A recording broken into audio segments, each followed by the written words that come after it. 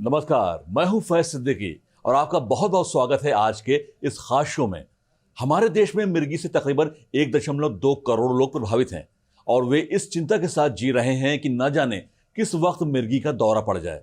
ये चिंता उनके मानसिक और शारीरिक स्वास्थ्य को प्रभावित कर रही है। इस नेशनल एपिलेप्सी डे पर हम सभी को ये सुनिश्चित करने के लिए कदम उठाना चाहिए कि किसी को भी मिर्गी के डर में ना जीना पड़े। मिर्गी के बारे में जागरूकता बढ़ाने और मिर्गी के दौरे को बेहतर ढंग से मैनेज करने में लोगों की मदद करने के लिए जन जागरूकता की ये एक पहल है, सीज द एपिलेप्सी ड्रैगन। आज हमें यह सुनिश्चित करने के लिए कदम उठाना चाहिए कि किसी को भी मिर्गी के दौरे के लगातार डर में न रहना पड़े। इस कैंपेन के जरिए हम लोगों को अवेयर करने के साथ इसको मैनेज करने के बारे में बात करेंगे। इस विषय पर चर्चा करने और इस मूवमेंट को आगे बढ़ाने के लिए हमारे साथ न्यूरोलॉजी क्षेत्र के प्रतिष्ठित डॉक्टर्स जुड़ गए हैं। आइए आपसे उनका परिचय कराते हैं। Doctor Nipun Pauranik, MBBS MD general medicine, DM neurology, neurologist at Apollo hospitals Indore. Doctor Vinod Rai, DM neurology, AIIMS Delhi, consultant neurologist, Vishesh Jupiter hospital Indore. Doctor Alok Mandliya, senior neuro physician at Bombay hospitals Indore. और doctor Amitesh Dubey, neuro surgeon at Adishankar hospital Jabalpur. आप सभी एक्सपर्ट्स का हमारे कार्यक्रम में बहुत बहुत स्वागत है। डॉक्टर विनोद, सबसे पहले आपसे बातचीत शुरू करते हैं। सबसे पहले आप हमें यह बताइए कि एपिलेप्सी क्या है? एपिलेप्सी या मिर्गी एक ऐसी ब्रेन की बीमारी है जिसमें मरीज को बार बार बेहोशी, गफलत या हाथ पांव में ऐंठन या झटके के दौरे पड़ते हैं। और ये जो स्थिति है जनरली कुछ सेकंड से कुछ मिनट्स तक रहती है और उसके बाद थोड़ी देर तक बाद पेशेंट नॉर्मल हो जाता है। 2 दौरों के बीच में अधिकतर पेशेंट सामान्य रहता है। और एपिलेप्सी हम इसको तब बोलते हैं जब ऐसा बार बार हो। एक एपिसोड अगर ऐसा होता है तो उसको सीजर बोलते हैं और अगर बार बार सीजर हो तो उसको मिर्गी बोलते हैं। डॉक्टर निपुण, बात करें अगर मिर्गी की समय से जांच की तो इसको डायग्नोस करने का बेस्ट तरीका क्या है? या मिर्गी को डायग्नोस करने के लिए एक अच्छी हिस्ट्री लेना बहुत जरूरी है। जिस भी व्यक्ति ने मरीज का दौरा देखा है उससे डिटेल में पूछा जाता है कि एग्जैक्टली दौरे में क्या हुआ था, और ये सबसे वैल्यूएबल रहता है डायग्नोस करने के लिए। मिर्गी में मरीजों को बार बार इस प्रकार के फिट आते हैं और यदि एक से अधिक फिट आए होते हैं मरीज को तो ये मिर्गी की डायग्नोसिस हिस्ट्री से ही कंफर्म की जा सकती है। अन्य टेस्ट भी उपयोगी साबित होते हैं मिर्गी को डायग्नोस करने के लिए, जिसमें है ईईजी, एमआरआई और सीटी स्कैन। लेकिन सबसे इंपॉर्टेंट यहाँ पे अच्छी हिस्ट्री टेकिंग होती है। बहुत बार फैमिली हिस्ट्री लेना बहुत जरूरी है। कई कई बार मिर्गी फैमिली में होती है तो सबसे ज्यादा इंपॉर्टेंस यहाँ पे हिस्ट्री टेकिंग का रहता है। डॉक्टर आलोक, आप हमें यह बताइए कि फिट्स और एपिलेप्सी में क्या फर्क है? एपिलेप्सी, मिर्गी या फिट्स, जो अलग अलग भाषा में हम अलग अलग नाम से जानते हैं। मलयालम में हम उसको जन्नी, गुजराती में हम उसको खैंच, ओके, हिंदी में उसको मिर्गी के नाम से जानते हैं।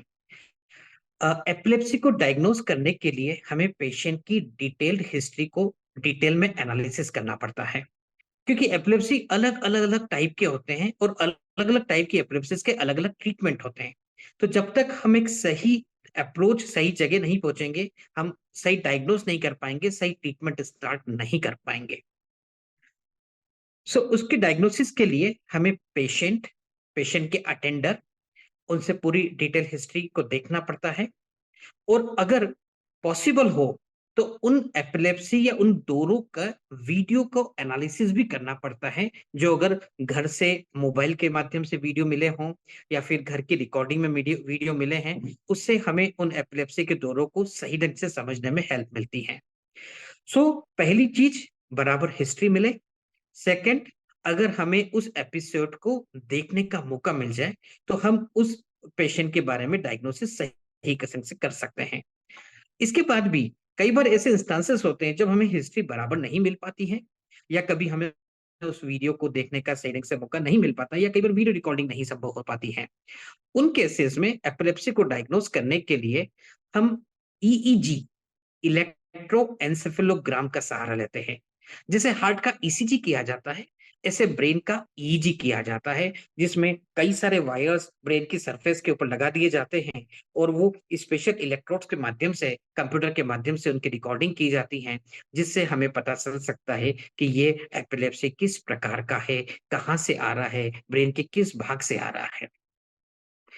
इसके अलावा अगर हमें ईईजी हेल्प कर देता है कि किसी एक पर्टिकुलर फोकस से आ रहा है, तो फिर हम एमआरआई के माध्यम से उस फोकस को डिटेल में पकड़ने का काम करते हैं। जो फोकस कोई पुरानी चोट का निशान हो सकता है, कोई क्लॉट हो सकता है, कोई ट्यूमर हो सकता है, कोई सूजन हो सकती है, या कोई नसों का गुच्छा हो सकता है। उसके लिए हमें एमआरआई की भी हेल्प लेनी पड़ सकती है। सो डायग्नोस करने के लिए हमें हिस्ट्री, हमें पेशेंट का एग्जामिनेशन, वीडियो रिकॉर्डिंग अगर पॉसिबल हो तो, ईजी और एमआरआई, इन मॉडलिटीज के माध्यम से ऑलमोस्ट 80 to 90% केसेस में हम सही डायग्नोसिस कर सकते हैं। डॉक्टर अमितेश, क्या एपिलेप्सी से ग्रसित व्यक्ति का वैवाहिक जीवन नॉर्मल रहता है? देखिए, मिर्गी एक सामाजिक बीमारी है और इसके साथ कई तरह के दुष्प्रचार हमारे समाज में हैं, प्रचलित हैं। तो इसलिए लोगों का जब मिर्गी के बारे में पता चलता है, किसी व्यक्ति के मिर्गी है ऐसा पता चलता है, तो उनका नजरिया बदल जाता है। तो इसमें किस तरह से हम एक मैरिड लाइफ एक कर सकते हैं, 3 चरण में हम बात कर सकते हैं: शादी के पहले, शादी के दौरान और शादी के बाद में।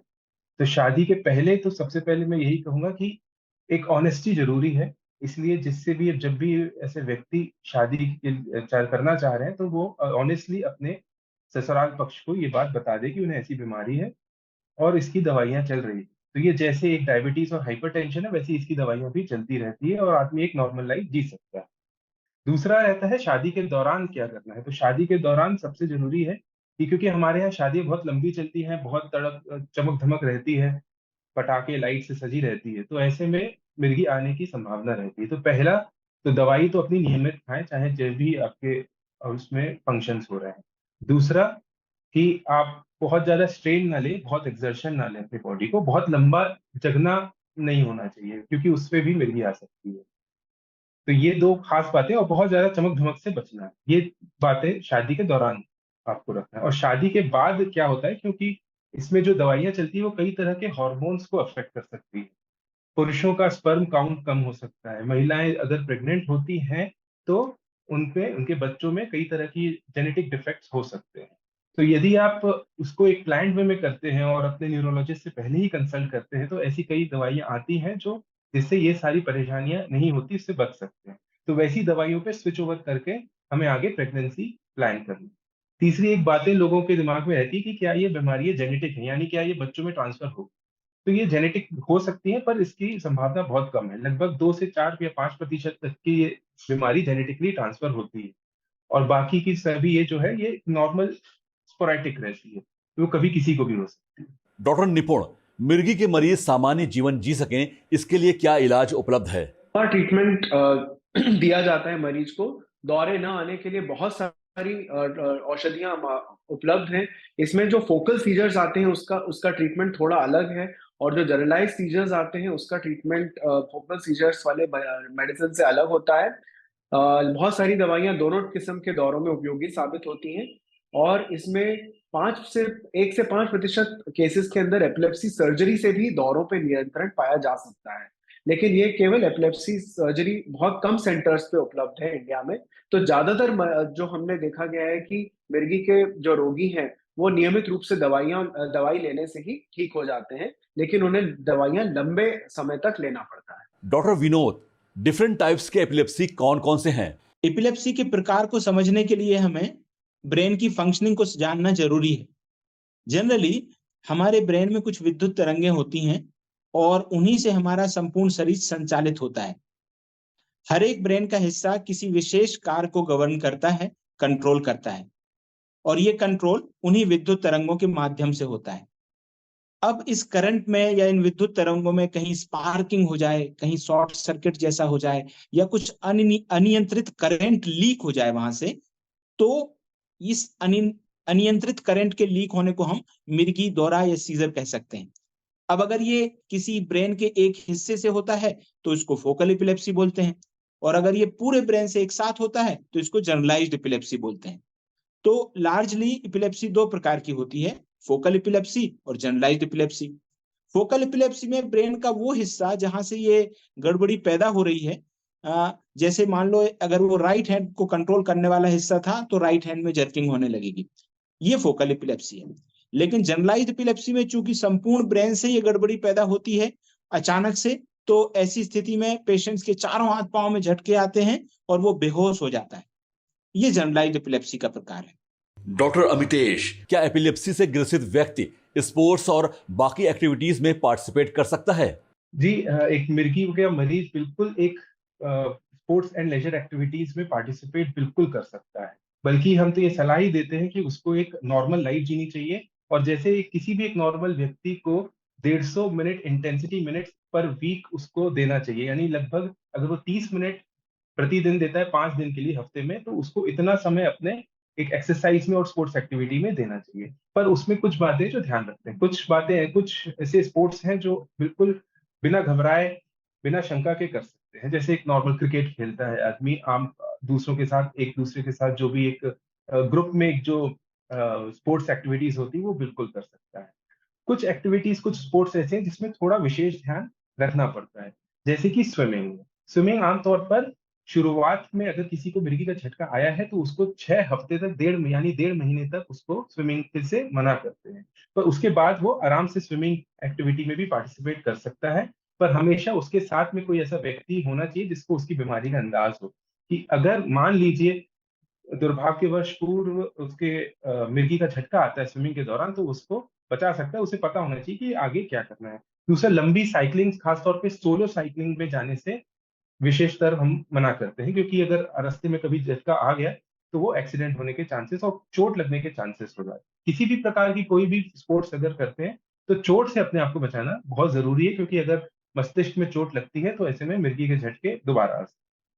तीसरा, कुछ ऐसे स्पोर्ट्स एक्टिविटी है जो बिल्कुल निषेध है, जो ऐसे मरीजों को नहीं करना चाहिए, जैसे कि बंजी जंपिंग हो गया, या स्काई डाइविंग हो गया, या स्कूबा डाइविंग हो गया। ऐसे इस तरह की स्पोर्ट्स एक्टिविटी से इस तरह के मरीजों को बचना चाहिए, क्योंकि इससे सीजर भी, मिर्गी के झटके भी ट्रिगर हो सकते हैं और जानलेवा भी हो सकते हैं। बाकी हर तरह की एक्टिविटी एक नॉर्मल व्यक्ति की तरह से मिर्गी का एक जो मरीज है वो कर सकता है। डॉक्टर निपुण, मिर्गी का इलाज कितने समय तक चलता है? मिर्गी में इलाज बहुत लंबा चलता है, कई सालों तक ट्रीटमेंट लेना पड़ता है। कुछ केसेस में तो ये मान के चलिए कि लाइफ लॉन्ग ट्रीटमेंट ही लेना पड़ता है। लेकिन अगर 3 से 4 वर्ष तक बिना किसी दौरे के मरीज गुजार देता है तो हम दवाइयों का डोज कम करना शुरू करते हैं, और फिर अगर कई महीने अच्छे निकल जाते हैं तो कुछ केसेस के अंदर दवाइयां बंद भी हो जाती हैं।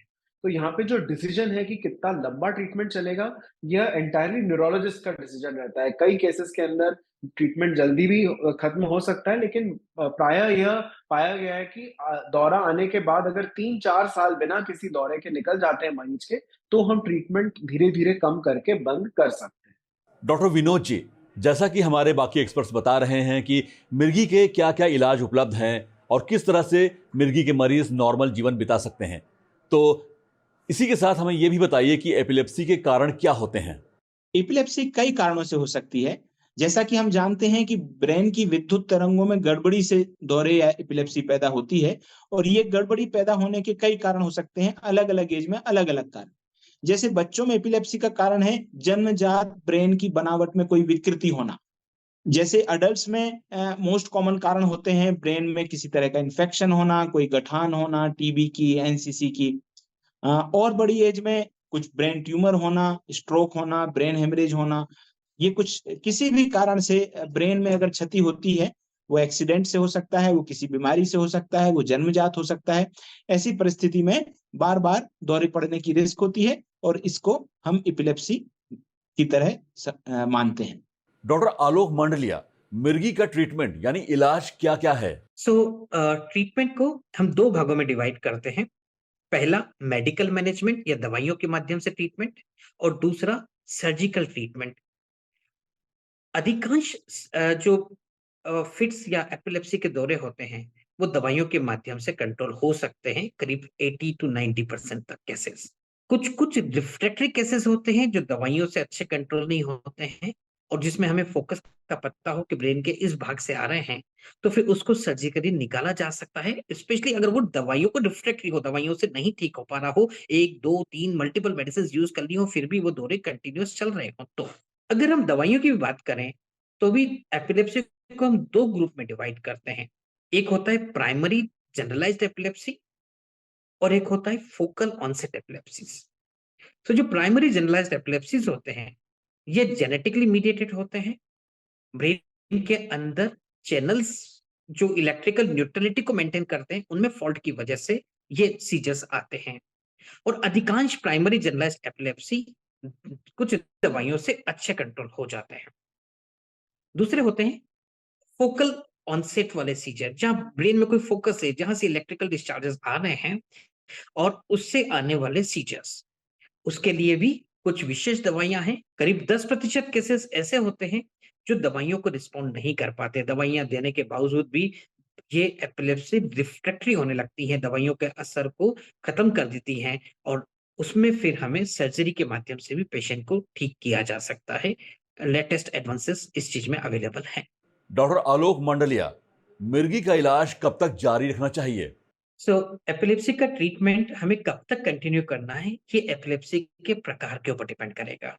कई एपिलेप्सीज होती हैं लाइक जुवेनाइल मायोक्लोनिक एपिलेप्सी, उसमें कई बार आजीवन ट्रीटमेंट भी देना पड़ता है। कई सारे फोकल एपिलेप्सीज होते हैं जो अभी किसी वजह से शुरू हुए हैं, जैसे ब्रेन में कोई नया क्लॉट आया है, सोडियम की कमी से हुआ है, शुगर लो होने की वजह से हुआ है, उसमें हमें सिर्फ शॉर्ट टर्म के लिए मेडिसिन देनी पड़ती हैं। और कई सारे केसेस ऐसे होते हैं जिसमें ब्रेन में वो फोकस अपने अंदर ऐसी एपिलेप्टोजेनेसिस शुरू कर चुका होता है कि उसमें हमें लंबे समय तक ट्रीटमेंट देना पड़ सकता है, जिसमें कुछ सालों से लेके इवन आजीवन ट्रीटमेंट भी करना पड़ सकता है। और कुछ-कुछ एपिलेप्सीज़ ऐसी भी होती हैं, जो कि एक समय के हिसाब से ठीक हो जाती हैं। जैसे रोलेंटिक एपिलेप्सी बच्चों में होता है, उसमें 13 साल के बाद ट्रीटमेंट अधिकांश केसेस में बंद कर दिया जाता है। या एब्सेंट सीजर्स जो बच्चों में होते हैं, वो 15-16 साल की एज के बाद खत्म हो जाते हैं और उसमें उसके बाद ट्रीटमेंट बंद कर दिया जाता है। इसीलिए एपिलेप्सी का करेक्ट क्लासिफिकेशन करना ज़रूरी है, ताकि हम करेक्ट प्रोग्नोस्टिकेशन कर सकें कि उसे हमें क्या ट्रीटमेंट देना है, कब तक ट्रीटमेंट देना है और कौन-सा ट्रीटमेंट देना है। आज के इस शो के जरिए हमने एपिलेप्सी पर चर्चा की, जिसमें हमने जागरूकता बढ़ाने, स्टिग्मा से लड़ने और स्वास्थ्य देखभाल की पहुंच बढ़ाने, भारत में मिर्गी के प्रभाव को संबोधित करने, प्रभावित लोगों के लिए अधिक सहायक और समावेशी वातावरण को बढ़ावा देने संबंधी महत्वपूर्ण बिंदुओं पर चर्चा की। इतनी जानकारी पूर्ण चर्चा के लिए आप सभी डॉक्टर्स का धन्यवाद। आपसे फिर होगी मुलाकात, तब तक मुझे दीजिए इजाजत। नमस्कार।